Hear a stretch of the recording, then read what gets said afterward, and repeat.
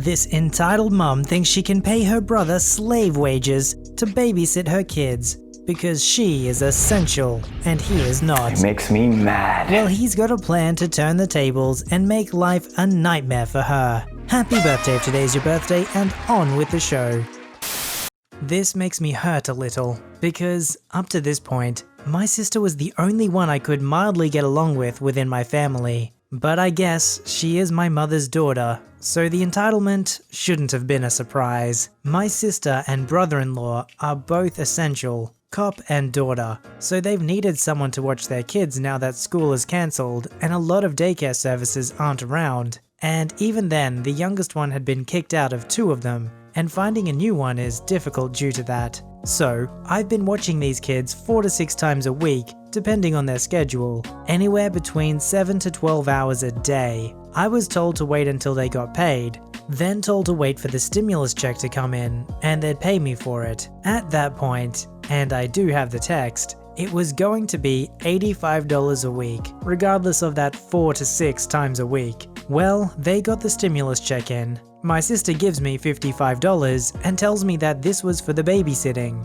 I told her, WTF? This wasn't what we agreed on. I was told that I should be grateful because she has been feeding me. No, she hasn't. I bought my own food and tended to have to buy the food that these kids were eating for lunch. I was told it was just like hanging out having fun, playing video games with my nephews. No, it was not. And she knows her kids better to know they're frickin' monsters. They both are destructive. It's a hassle since I have to chase one of them around all the time to prevent them from climbing shelves or from getting out the front door because these kids were never taught to mind. And when I refused to bring my gaming laptop for the older one to play anymore, I told him specifically if he wanted to play on it, he'd only touch the wireless mouse and keyboard and play it at the desk, but not to touch the laptop. So what does he do after getting bored with the one game he begged me to let him play? Pick up the laptop and run with it and drop it. I screamed at him. Not my best moment. And he had the attitude of a teenage valley girl of, whatever, accidents happen, it's why they're accidents. If it breaks, you can just buy a new one. Of which I told him he would be the one to replace the $1,600 computer. But since that day, he's been a whining bag of crap about me not bringing it over for him to play with. I have to deal with these kids assaulting me all the time and not being able to do a thing about it. These kids are freaking monsters. And the only reason I agreed to do this was because she was my sister and she needed the help. But I was supposed to be compensated for my time away from my own work.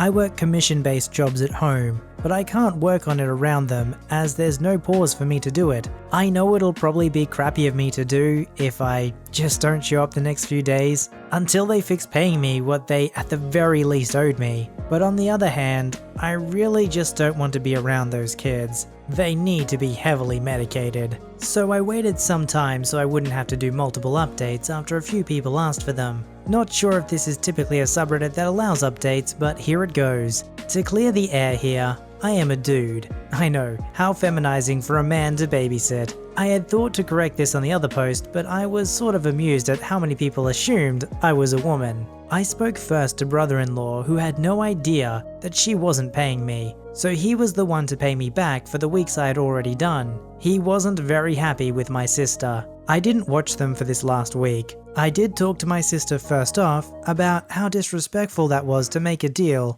and renege on that deal, especially considering how ill-behaved her kids are. My sister told me she didn't think it was a big deal because I was getting unemployment, and she assumed that because some people are getting unemployment and an additional $600 plus a week due to the virus, that doesn't make any sense to pay extra to people on unemployment and not those working. So I was making bank either way. She assumed wrong. I was not getting $600 extra a week. I wasn't on unemployment due to the virus, but it was part of what happened with my former employer before I went to work for myself, that they're paying for my unemployment for their many labor law violations. My unemployment through them is almost up anyways. Either way, it was odd for her to assume I was making $900 a week off unemployment without asking me if I was. She and brother-in-law had to switch around their shifts to watch their kids this week, since I wouldn't show up. Brother-in-law said she'd pay me directly if she wasn't going to, and that's when it became a three-way conversation. I let them know that their kids' behavior is really unacceptable, even for behaviorally challenged kids, which if they were, they'd be forced to have a childcare provider licensed for dealing with it. That's not the case with their kids. They just let them get away with too much. Ironically, last week I saw a Hot Bench episode with a mother who had a child who apparently told the babysitter to put him in his room, put up the gate if she were to not be in the room with him for any reason, so he couldn't get out. And this kid was 10, and it got me thinking of my nephews. So, I told them that they need to install more security measures against their kids. A high-raise lock that the monkey can't reach, so he can't be running out the door. Possibly a gate to lock up one in a room if they're misbehaving, where there's nothing in there for them to break. I am not watching them this week either, but I told them I might reconsider if something can be done to make watching them not like being a security guard at a prison. My sister didn't like my suggesting that they needed to change their parenting, but my brother-in-law actually agreed. They had their argument, and he said this is why they can't get babysitters or daycare for them anymore. They're out of control. Definitely knew that. And that they just keep coddling them through it. Definitely knew my sister was doing that. So there's a possibility I might watch them next week, if they have some sort of new way of mitigating their behaviors that could actually work. But that's not a yes yet. They would need these ways to start disciplining their kids either way, or they'll just be releasing awful teens onto the world. And we all know what happens next, so the next generation of entitled people occurs. First they become choosing beggars, and then when finally it's their time to start a family, they become the entitled parents themselves. Oh, the circle of life. I'm a female musician from Germany. Long-time lurker, first-time poster. Every summer I travel to the Baltic Sea and make street music. This is just one of many, many stories. One day in 2018, I was 26 at the time. I played in a shopping street in Rostock, Germany. It was just me and my guitar. Business was going quite well. There was this one guy who listened for a while and then put €5 into my guitar bag. Many people like to talk to me about my music for a while. Usually I chat a little bit and then go on with my music. However, this guy wouldn't let me alone. He wanted me to play a special song for him. I did. Afterwards, I tried to play my own music again, which he didn't like at all. Every time I started playing, he grabbed my guitar and would accidentally touch my breast in the process. He told me that since he gave me so much money, I'm supposed to play whatever he wants. He said that usually he gets more of women if he gives money too. And also that he usually sticks the money in other places than their guitar bag. I kindly asked him to leave, but he wouldn't. I switched places several times. He kept following me until another guy offered his help. Guy 2 made Guy 1 leave. Apparently Guy 2 was a musician as well. So he asked me if I was interested in busking together the next day. I kindly declined, but he kept on insisting that I would make more money with him.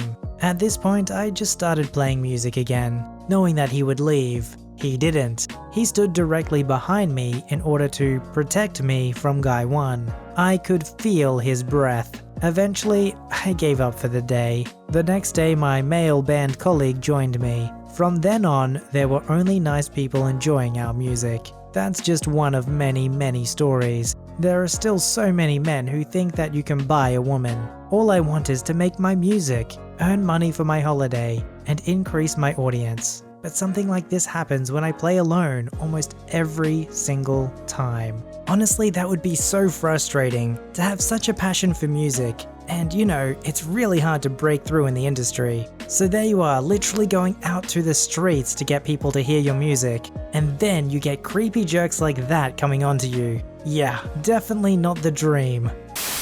I caught my neighbor spraying weedicide on my lawn in my fenced-in backyard because she said she was sick of all the weeds and thought she was doing me a solid. Number 1, I like dandelions, they are good for the bees. Number 2, I have pet rabbits, dogs, cats, and a tortoise that I like to roam in the yard, and all of them eat, or at least nibble, and lick the grass, so it's literally poisoning my pets. So anyway, I kick her the frick out and take all my pets inside. Now 2 of my rabbits are dead and another is in critical condition. I'll never be able to let my pets outside again to eat the grass because weedicide takes forever to go away because it can sit in the soil for who knows how long. And I'm worried that the dogs and cats might end up having a reaction too, since they also nibble the grass. Call me overprotective or overcautious, I don't care, I love my animals. So I'm suing her for damage to my property because it is now unusable for my animals, veterinary bills, and emotional damage due to the deaths of my 2 rabbits. I'm also trying to get the cops to pursue a case, at minimum criminal damage because she did basically poison them, but I doubt anything will come from it because I have to prove ill intent, but they are pursuing her for criminal trespass. She's a Karen. I think she deserves it for thinking she had any right to be on my property at all, and especially because it's killed my pets. And now I don't know what to do about my lawn because I'm not risking another animal's life by letting them out, at least unsupervised, for at least a year. However, my parents and my girlfriend think I'm being unnecessarily cruel because it was an accident and she thought she was just being a good neighbor,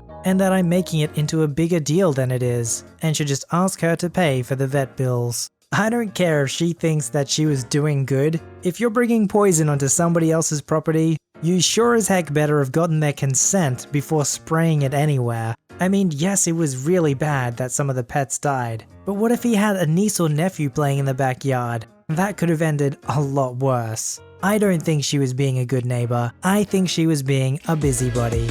Submit your story to be read on the channel at voiceyherestories@gmail.com and join our Voicey veteran community at r/VoiceyHere. Don't forget to like, subscribe, and hit that bell to never miss an episode. Alright, Voicey veterans, I'll see you in the next one.